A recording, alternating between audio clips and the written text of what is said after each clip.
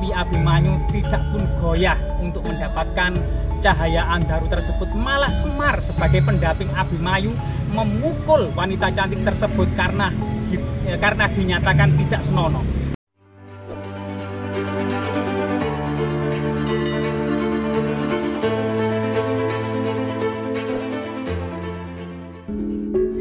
Kali ini kita berada di rumahnya Gus Bara, menyusuri halaman rumahnya berbagai macam tanaman, buah-buahan serta bunga-bunga, pohon durian, pohon kelapa, puring, andong, maupun adanya tebu ireng ya, sebagai sebuah tradisi yang ada di tengah-tengah masyarakat dalam hal mistis, legenda, dan magis.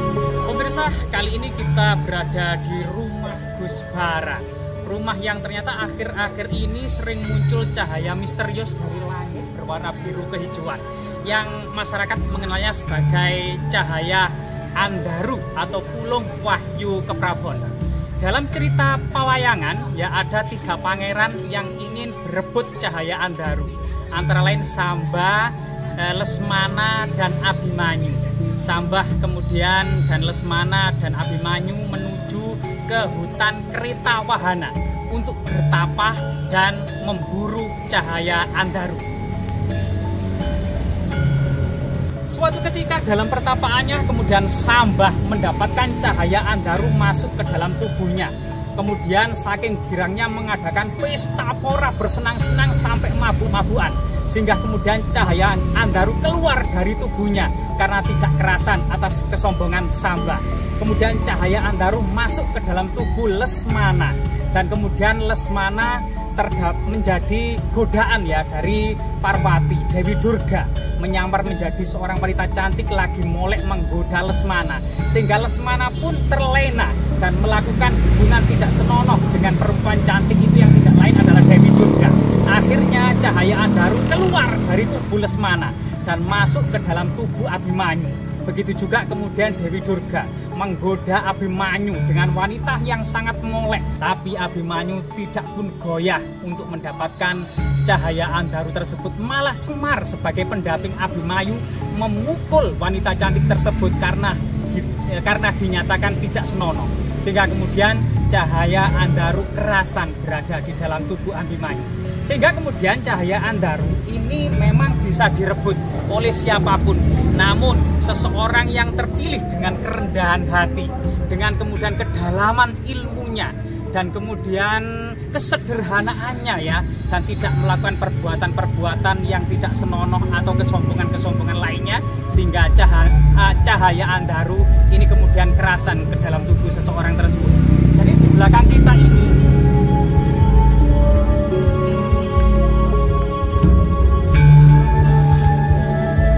Gapura Waringin Lawang yang menandakan arsitektur kerajaan Majapahit, lambang kejayaan, Renaissance, kebangkitan kembali kazana-kazana kuno ke Majapahitan sebagai inspirasi, motivasi, dan jati diri akan kebesaran dari Kabupaten Mojokerto yang pernah menjadi ibu kota kerajaan Majapahit. Dan disinilah kemudian rumah Gus Bara, 3 lantai, rumah yang cukup sederhana, yang sering digunakan masyarakat dan kalangan luas sebagai tempat untuk kajian peradaban, halako-halako, serta kemudian simposium dari berbagai macam khazanah keilmuan dan sejarah, terutama sejarah Nusantara. Nah, seperti inilah termasuk kemudian pintu-pintunya bergaya arsitektur Majapahit bercampur dengan kaligrafi Islam.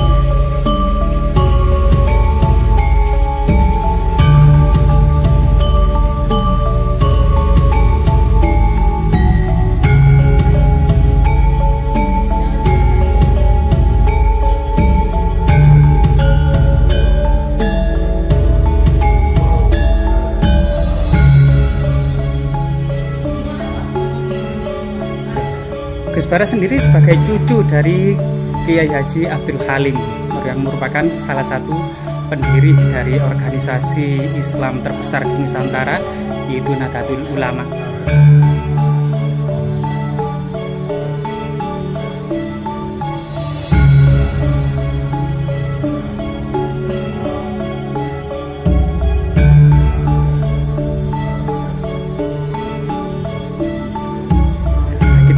penasaran dengan dapurnya ya.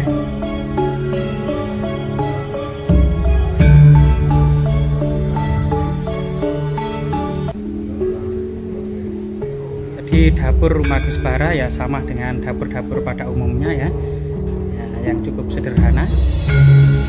Kondisinya seperti ini, dan ini adalah pintu bagian belakang. Jadi luar biasa sekali ya. Semoga kemudian benar-benar masyarakat Mojokerto dengan harapan akan pemimpin yang membawa keadilan dan kemakmuran bagi masyarakat Mojokerto dapat tercapai.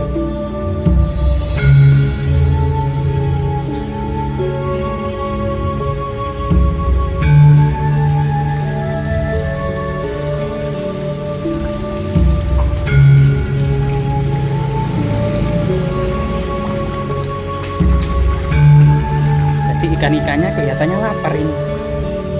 Kita kasih makan.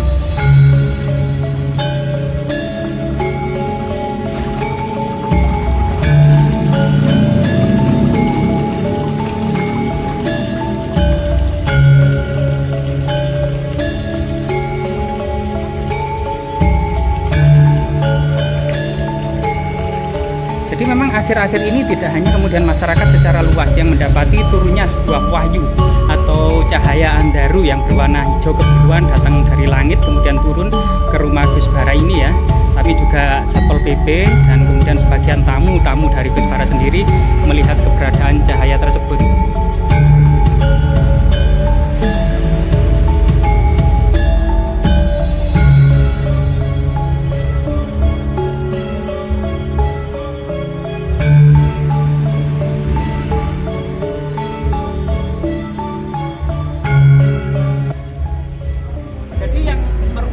Rumah dari Gus Bara ini memang berkali-kali kita dapati secara fakta rasional dan empirik muncul ya cahaya andaru dari langit yang menandakan kemungkinan memang cahaya andaru ini semacam restu dari leluhur atau kemudian cahaya ilahi bagi seorang pemimpin yang membawa keadilan, kesejahteraan ya, dan kemudian kemakmuran bagi rakyatnya. Semoga kemudian kita akan bisa melihat bagaimana kesederhanaan rumah dari Gus Bara, termasuk Gapura Wringin Lawang ada dua ya, yang ini menandakan bahwasanya memang Gus Bara memang berada di Mojokerto sebagai yang pernah menjadi pusat ibu kota kerajaan Majapahit yang berhasil dengan prestasi gilang gemilang di masa lalu.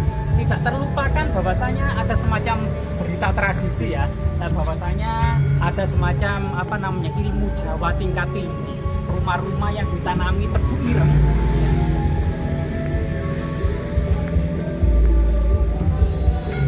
Jadi ini salah satu kemudian tidak hanya memiliki nilai strategis saja, tapi kemungkinan memang ada semacam kepercayaan memiliki nilai magis dan sakral, bahwasanya sebagian masyarakat percaya tebu ireng ini bisa menangkal aura-aura negatif ya, dan ini sesuatu yang sangat luar biasa sekali. Semoga kemudian harapan masyarakat Mojokerto akan pemimpin yang adil, akan pemimpin yang membawa kedamaian, kemakmuran ya, sebagai kemudian bentuk kedalaman ilmu seseorang, terus kemudian kecerdasan dalam memimpin, serta kemudian karakter kepemimpinan lainnya ya, sebagai seorang laki-laki yang dipilih oleh leluhur ini kemudian terkabul sesuai dengan harapan masyarakat Kabupaten Mojokerto ya. Jadi luar biasa sekali memang banyak hal yang kemudian kita dapatkan dari sebuah cerita tentang perburuan Ulung Andaru atau cahaya Andaru